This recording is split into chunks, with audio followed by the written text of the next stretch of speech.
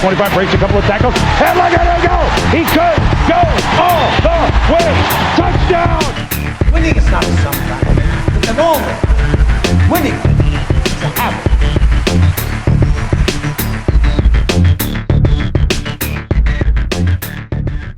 What's up, sports fans? Welcome back to another episode of Gut Check Podcast. I'm your host, Matt Williams. With me, as always, good friend and co-host Seth Floyd Hansen. How you feeling today, man? I'm good. Are you okay? Are you awake? It's a little early, you know. Got the coffee off to the side. Dog is probably going to be snoring in the background any second now. Nice. But yeah, man, I'm pumped, getting ready to talk football. Nice. Yeah. For those of you who don't know, Matt decided it was just best if we did this with no sleep as early as possible. So you can thank him for if we fall asleep mid-episode, just is what it is. No, I'm good, man. Especially since we had to push this back a little bit this episode, but it gave us time to look at the schedule that came out, which I've already mentioned my stance on how much I love the NFL schedule release because I'm just such a nerd about it. And there's some good things. It's got a little asterisk next to it. I want to be super pumped for all these games. But it's tough with the coronavirus going on because obviously we know we don't know what it's going to look like. I will say this, I can't imagine these games not being played. I just think they're all going to happen when they're supposed to happen. For me, I feel like, are there going to be fans in the stands? And I'll take anything, but obviously I prefer there to be a more normal environment, even if it's less fans. So that's kind of the one thing, you just kind of hope it's as close to normal as possible. But there are a lot of good things, especially from the schedule that got me excited. So what about you? Yeah, I mean, that was the first time I've sort of anticipated the schedule release, I'll be honest, right? And then looking at NFL Network and ESPN doing these 3-hour long specials for the schedule was just so insane and so over the top. And it was kind of cool to watch. I watched probably more than I would in any normal circumstance at over an hour of it.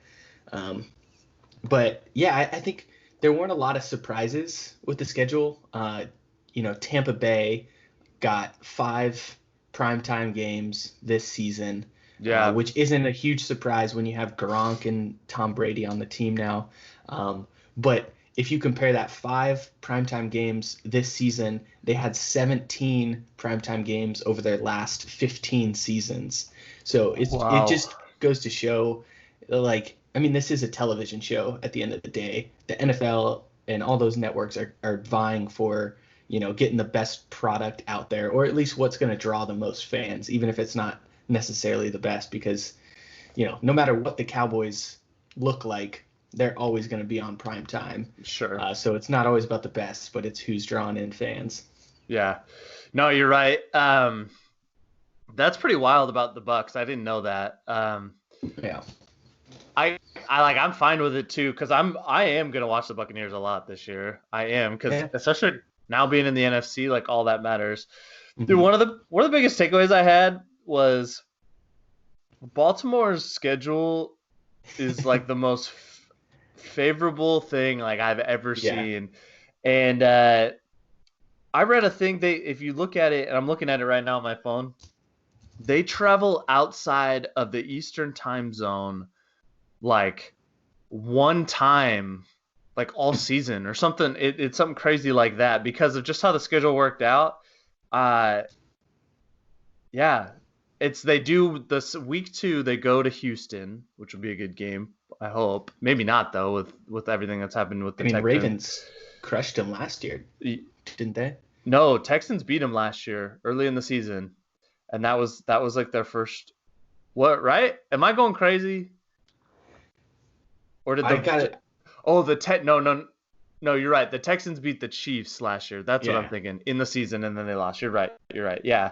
So that might not even be a good game. But I'm just looking, especially look at their last 4 games. They go to the Browns, then Jacksonville at home, then they get the Giants at home, and then they go to the Bengals week 17. So their last 4 games, I'm just saying I'm glad I took the over on Baltimore. I am Yeah. because they're scheduled the way they worked out, and it is what it is.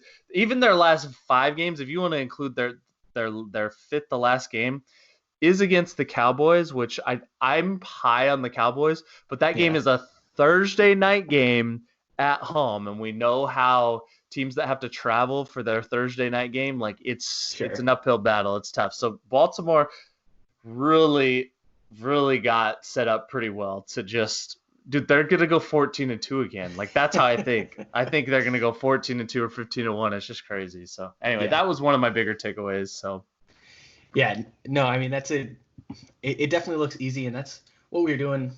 Like with this schedule, you and I have gone back and forth, just like talking about how we feel our teams are going to do. And I had a buddy of mine over yesterday, and he's a Cowboys fan.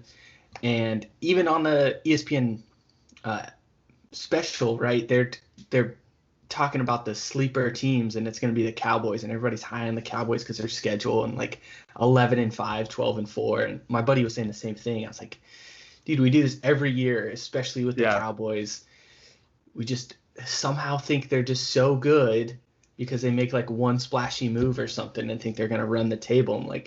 I'm trying not to be a downer, but just we go through this year in, year out. Like, let's pump the brakes a little bit. Like, I love this CD Lamb pickup, but Cowboys didn't really need a lot of help on offense last year, right? They needed more help on defense, and I don't know that they got a whole lot better on defense. So to just look at the schedule and think we're going to run the table, I don't know. I mean, with the NFC East, it is going to be down this year. So I'm looking at their schedule. Like, best case scenario, they split with the Eagles and then sweep the Giants and the Redskins. But that's tough to do in division, to go on the road and beat the Giants and the Redskins. Even though they're a lesser team, it's in division. Anything can happen. Mm-hmm. Those teams are getting a little better. So I don't know. It's going to be tough for the Cowboys. Mm-hmm. They will be fighting for it with the Eagles. It's not like I think the Eagles are going to be 12-4 and run away with it. So it's probably going to be another year in the NFC East where a 9-7, a 10-6 team is going to look like they're running away with the division.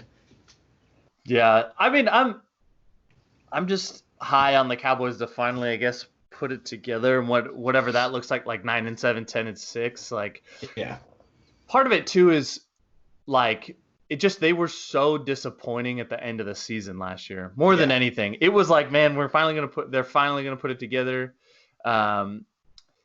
I had like the last 3 games of the season, my brother-in-law was staying with us for like the holidays for Christmas and stuff. Mm-hmm. And he's as big of a Cowboy fan as anybody.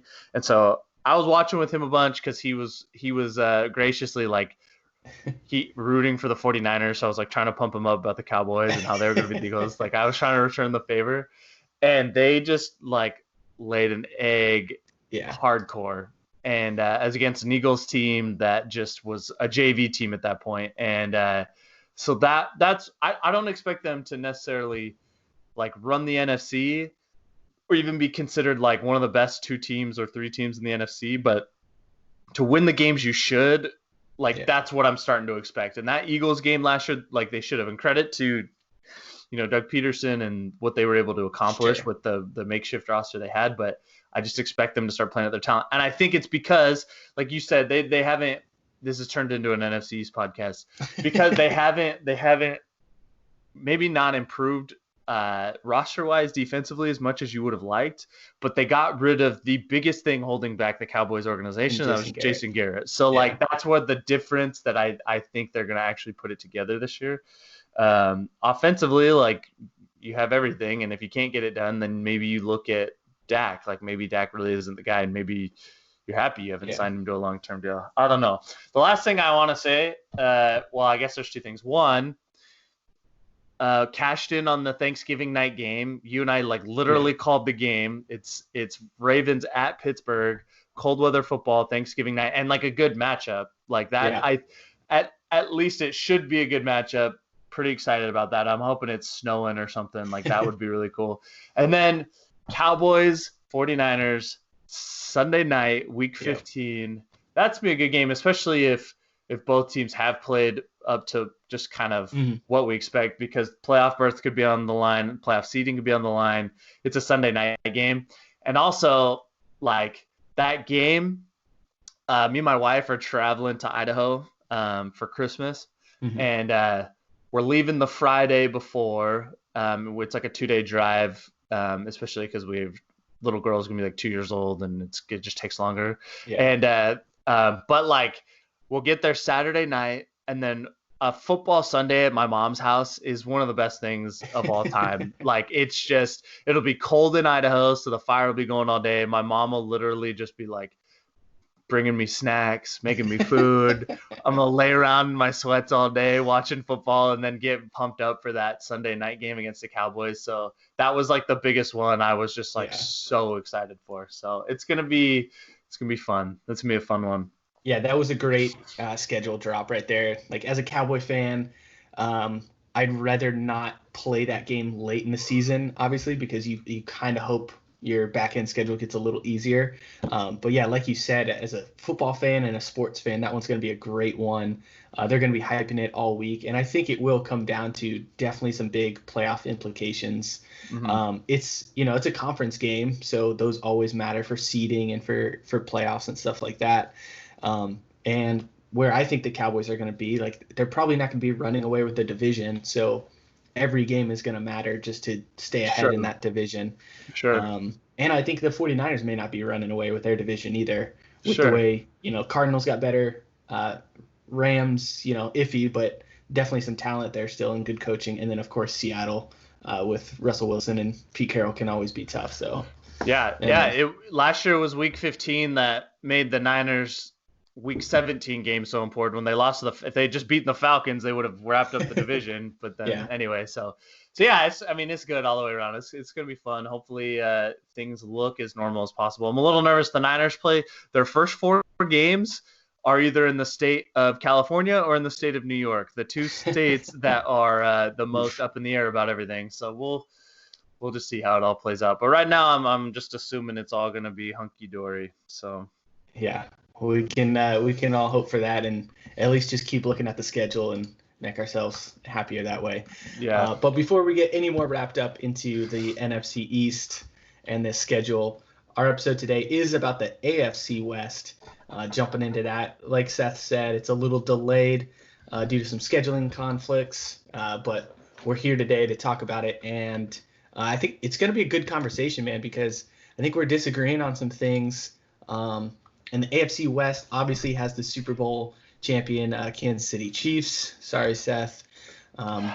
But, then they have some other teams that have a lot of hype around them, or at least they should be better than they've performed in the past. So we'll see if they can put it together this time. So looking at the odds, we're going to start with the brand new team, the Las Vegas Raiders. That's going to be hard to say for the next year. Coming in projected over under at 7.5. How do you have them finishing, man? Yeah, so Raiders at 7.5. I think that's right for them. And I'm you and I have talked. I think the Raiders are going to be a very tough, competitive, but disappointing team. Like this is a year like they had 3 first-round picks last year, right? Like Gruden's been in his system. He hasn't changed quarterbacks. Like they should be playing for a playoff spot. That's what I think, and I don't see it happening. I think I'm gonna take the over because I think like if I officially have to put money, I would take the over because I think 8-8 is where they're gonna finish. Maybe a 9-7 if things bounce their way, but I don't love Derek Carr. I don't think he's in a like he's someone who needs more from his offensive coordinator. Like he's not a guy that you can just hand him the keys to a Ferrari and just let him read the field and just like make it happen. Like he needs the offense to be schemed where he has a read on time and just make the throw. And I don't know. I love Josh Jacobs offensively. Like Ruggs is a good player, but I don't know if I see him as a number 1 wide receiver. So like you're putting a lot of faith in him to just kind of make it happen. Whereas he would have been better playing in a Dallas or even in Denver because of Cortland Sutton was already out there. And so I just don't know. I want them to be in the playoffs. I really do. I know that's weird as a 49er fan to say that. I think it's better for the league and it's more interesting. But I I think they're going to be tough. I think they're going to be in every game. Like I mean, they might get blown out on the road in Kansas City, but other than that, like it's going to be tough in any game they play. But I just see them underperforming at times when it matters most. But what are your thoughts on it?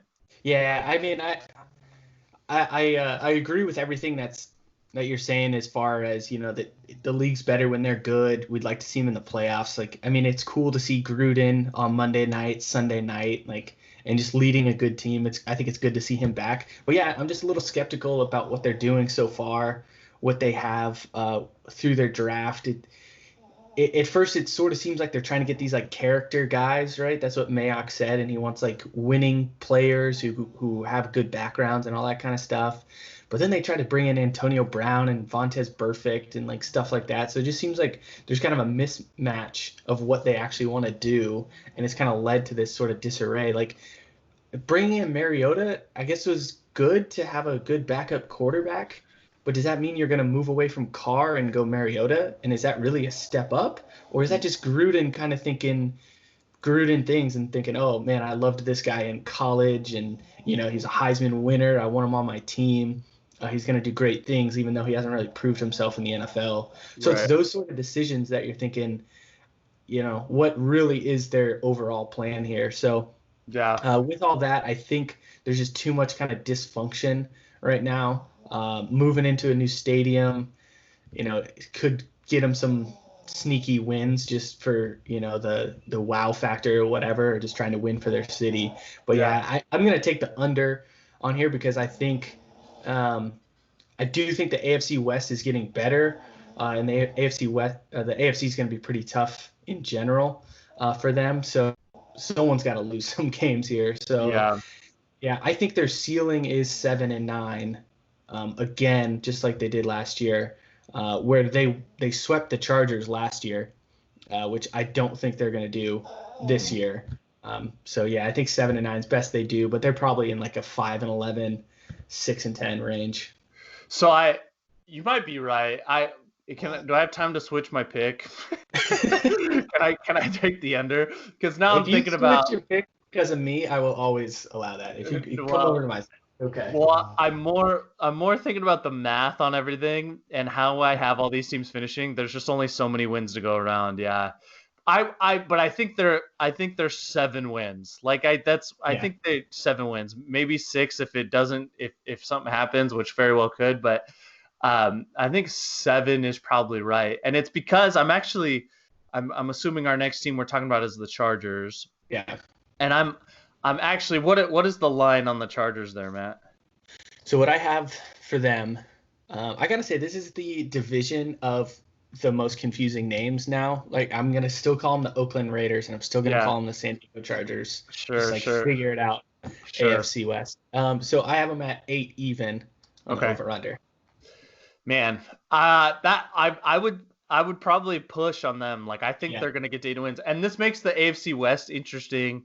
Because they're not going to dominate teams, but they might be they have like the highest floor, in my opinion, of any of the divisions. They have just, if you look like rosters top to bottom and like coaches, what they've been able to accomplish, like one of the best in all of football. And I think the Chargers are going to be definitely better than last year. I think they're going to go with Tyrod. Unless Tyrod forces them to take him off the field, like I think they're going to go with Tyrod. I know they spent such a high pick on Herbert, but I think from some of the things I've read, they believe that Herbert needs to sit a little bit. I don't think they're planning on years, but I think that they definitely don't want him out there week 1. And I think Tyrod, like you generally lose your job by throwing interceptions. And one thing Tyrod doesn't do is he doesn't throw a lot of interceptions. And I like Tyrod. I was going through his stats last night. He had a couple 3,000-yard seasons. He had a couple 20-plus touchdown seasons with less than 10 interceptions when he was with Buffalo. He made the playoffs that year that he got benched for Nathan Peterman for whatever reason. Remember you and I freaking out about that. But I really like Tyrod, and they have weapons out there. You've got Keenan Allen, you've got Mike Williams, you've got Hunter Henry, Austin Eckler, who's proven to be like the perfect spread back. if you don't plan on ground and pound. And so if Tyrod can just make the right plays here and there, I mean, they're not going to air it out deep. They're not going to be pushing the ball downfield.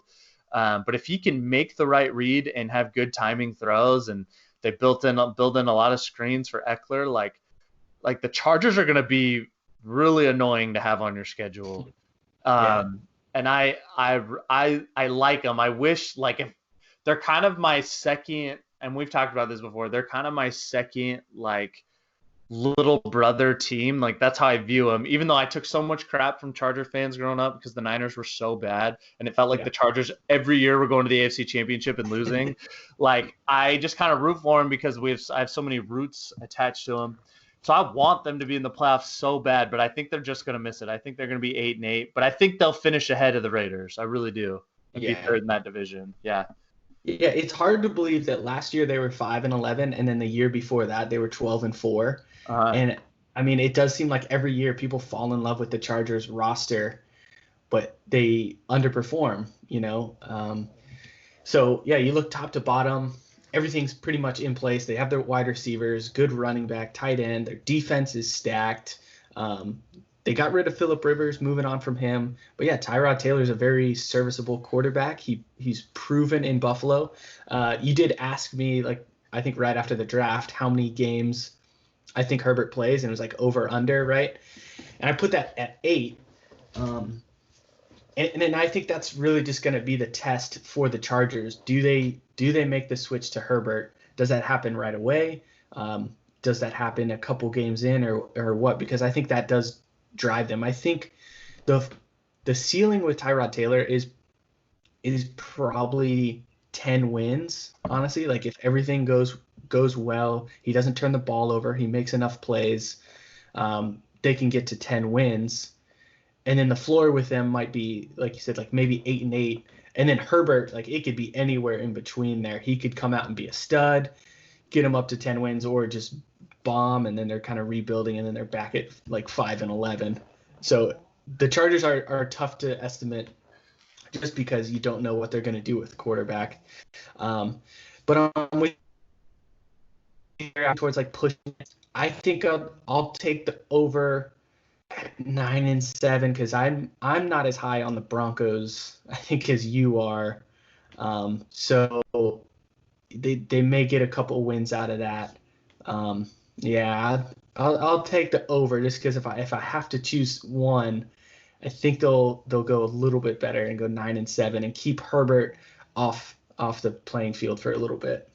So the Chargers have a pretty, I mean, it's not, they're not going to be undefeated in the first part, but like, I'm not saying that, but I think their schedule early on is easy enough that Tyrod's going to stay on the field. They open with the Bengals. Good point. They open with the Bengals, then they have the Chiefs, but then they are home to the Panthers.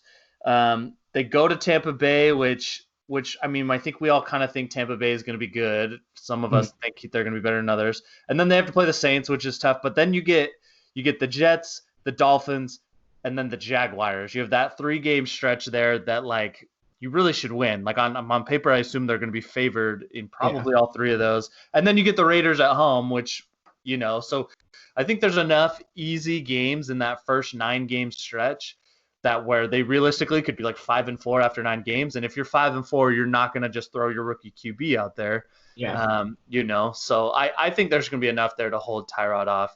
I'm glad we're getting to the Broncos, which is like my I'm going to say sleeper team for this year is really how I feel.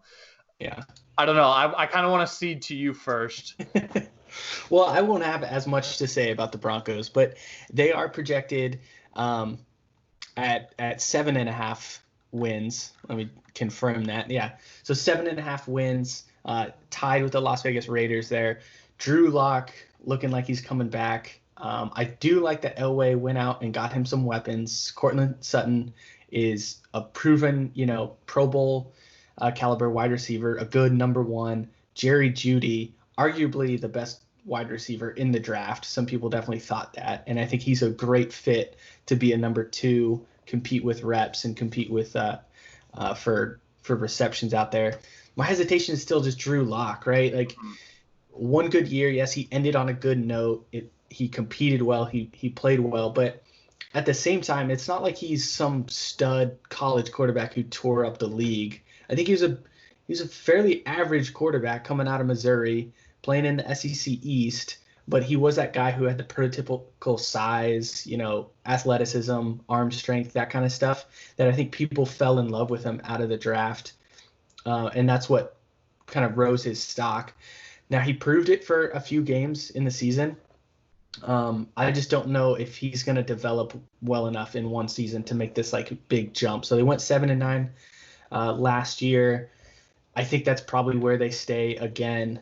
I don't know if they're going to have enough protection on that offensive line to help Drew Lock, make his reads, make the plays. The defense is getting older.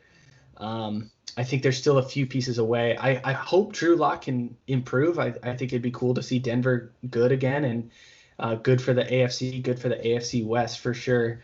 But I'm not ready to put my eggs in that basket just yet. I want to see a full season of Drew Lock under center. Yeah, so really what it comes down to with the Broncos is how do you feel about Drew Lock? Like whatever anyone says about the Broncos, how they think they're going to finish is a reflection of what they feel about Drew Lock. And all I know is in the last 5 games, Drew Lock went 4-1. Those are the 5 games he started.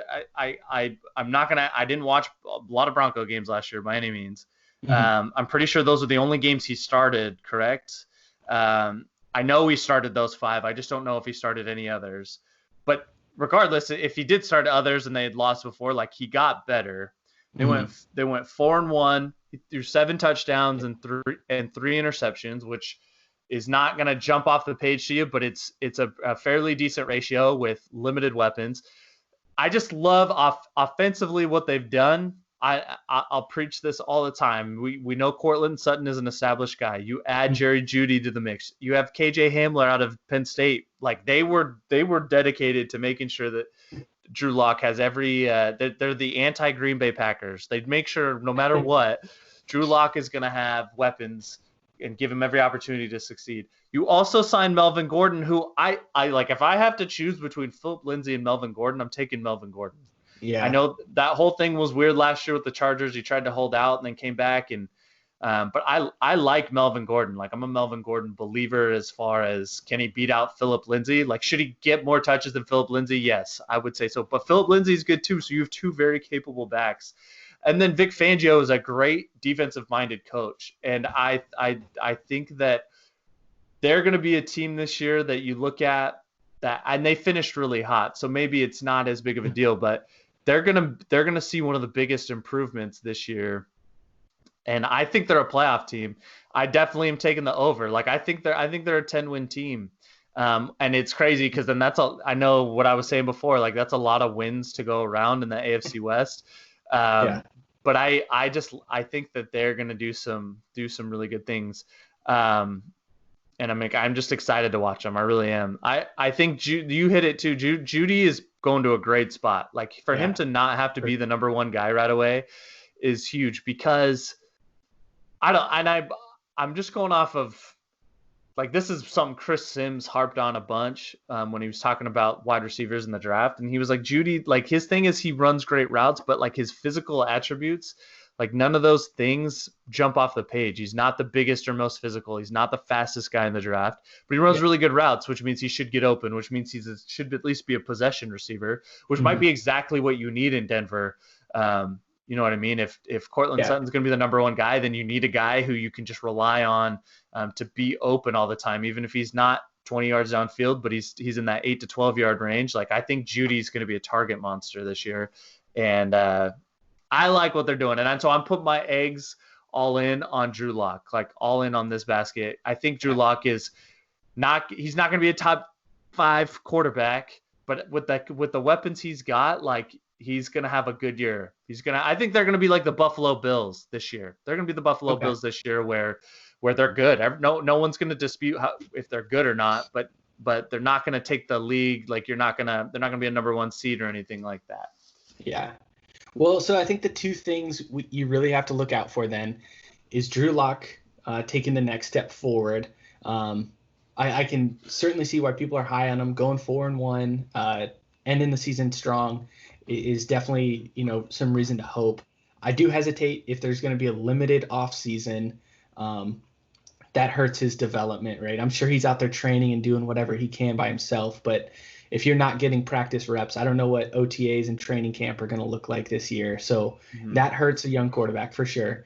And then is that defense really going to step up? Because if you compare him to Buffalo, I mean, Buffalo had a stingy, very difficult defense. And I know you love Vic Fangio, and he absolutely could do that. So those are just really the two things you got to look at if you're a Denver fan. Is Drew Lock going to be a good, smart quarterback who makes good reads and just, plays the game well without being stellar necessarily? And then does that defense turn into a stingy defense? Yeah. And I think I just have a few more questions on that before I'm ready to jump all in. But they've got, they should be able to get after the passer, which is a must if you're playing in a division with Pat Mahomes. You still have Von Miller, who I don't want to say he's past his prime. It doesn't feel like he's had the Von Miller seasons or dominance we've seen, but I have to assume he's still a top 10 pass rusher in the league. Yeah. You have Bradley Chubb as well, who missed a lot of time due to injury and stuff. If he can be healthy, you've got some pieces there. I just like what they did at the end of the year last year. I think that's what's getting to me is for me, the number one thing I care about for a quarterback, in all reality, which it's a team game, but quarterbacks that just win, that makes such a difference to me. And Drew Lock was able to go in and just won games. And I'm not going to get hung up that he only threw 7 touchdown passes, which that's averaging more than 1 touchdown pass a game. So it's not the worst you've ever seen. Yeah. I just care that for whatever reason, when you put that dude in, he wins. Whether it's you threw 100 touchdown passes or whether it's just the guys believe in you. Even the guys on defense, the guys are like, oh, Drew's out there. He's stabilizing this thing. Let's get out there. I'm motivated. I think we can win. Whatever it is, all I know is the team responds and they win if he's in the game. And that's what happened in those last 5 games. And that's just what I think they're going to build on there. Yeah. I mean, I will say, again, just to kind of paint the full picture, right? If it was 4-1, they hosted the Chargers, beat them. They went to Houston. That's a big win. Yeah, I'll give full credit for that. Then they lost at Kansas City, which expected. But then they beat Detroit and beat the Raiders. So it's not the best sort of 5-game slate there, but a win's a win. Division, it's tough. I get it, but just to kind of paint the full picture there. Well, especially for a team though that had only won a couple games to that point. And you know what I mean?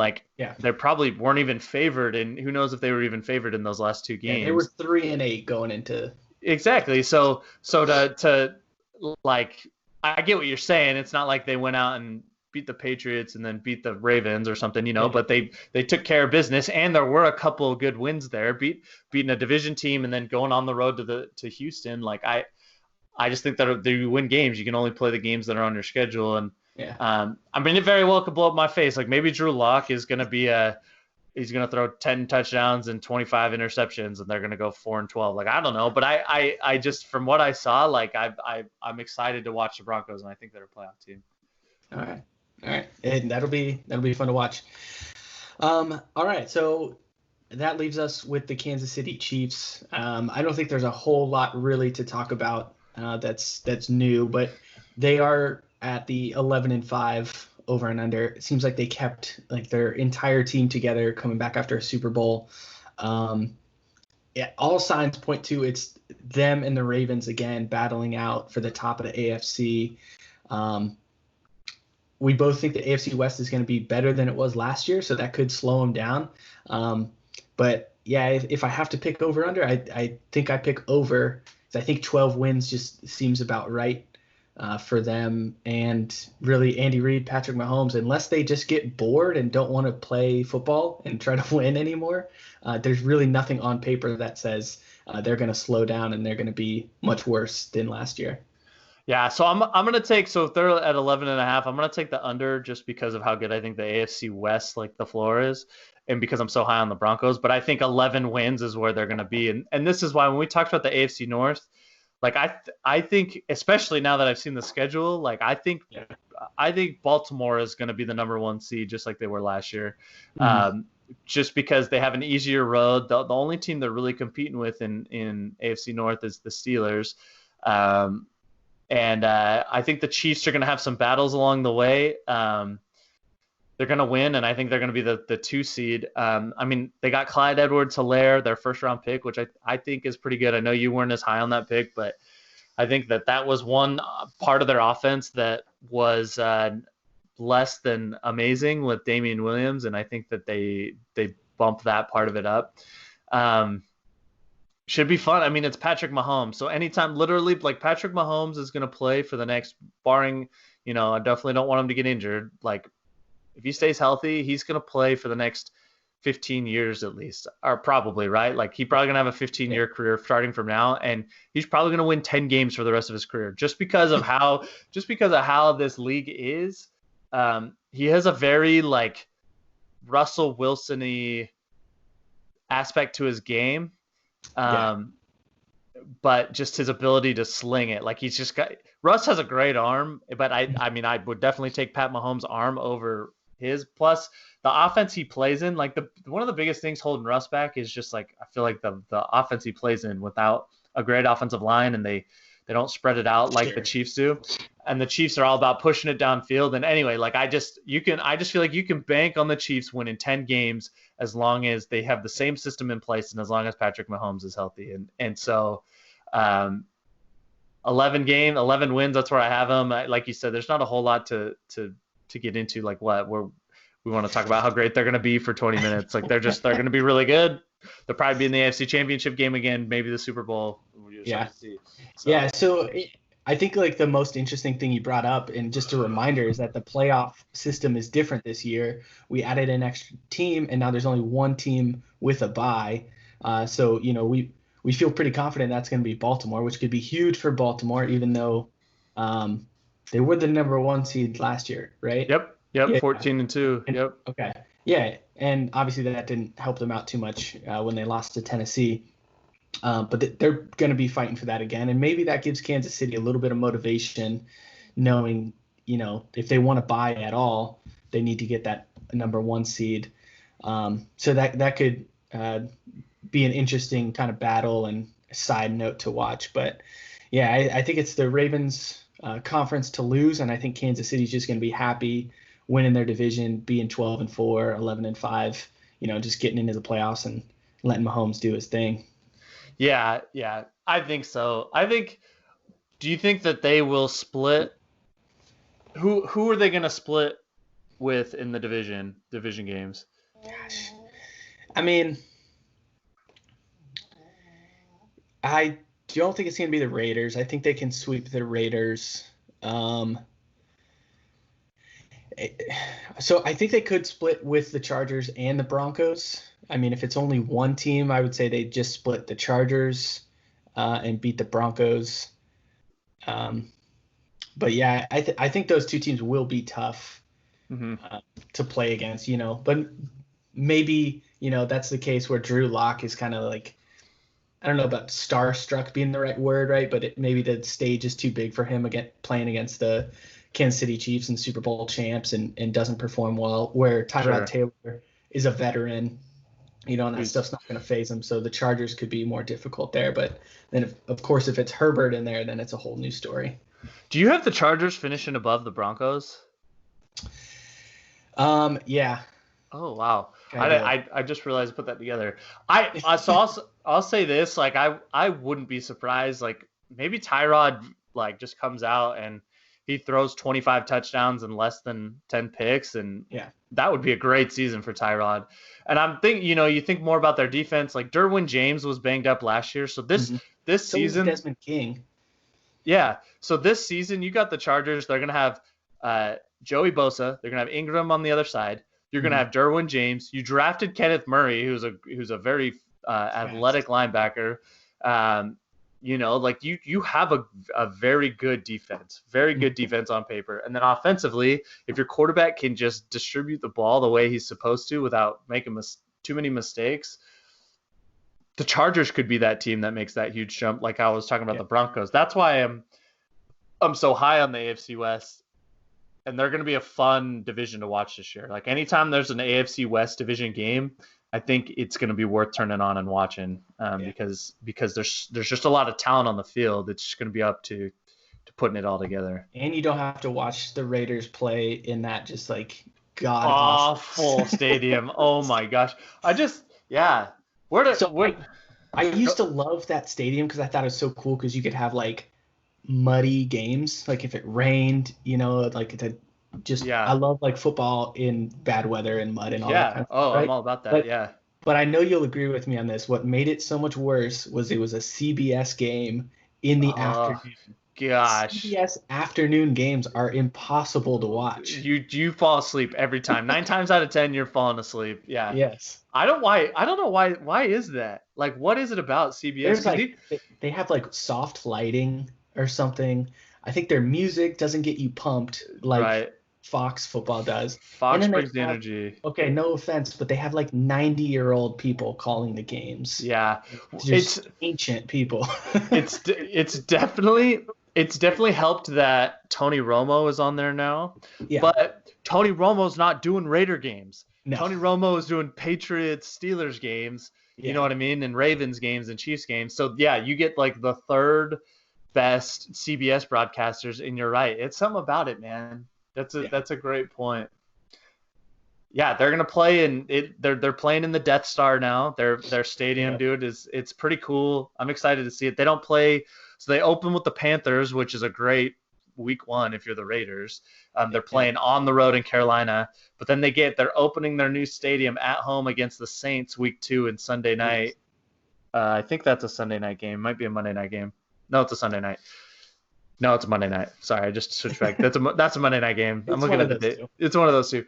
But so like that'll be fun to watch. And them being in Vegas will make it cool. But you're right, like that combination of that stadium that was half dirt and the CBS, like it just was not working for the Raiders, man. So yeah.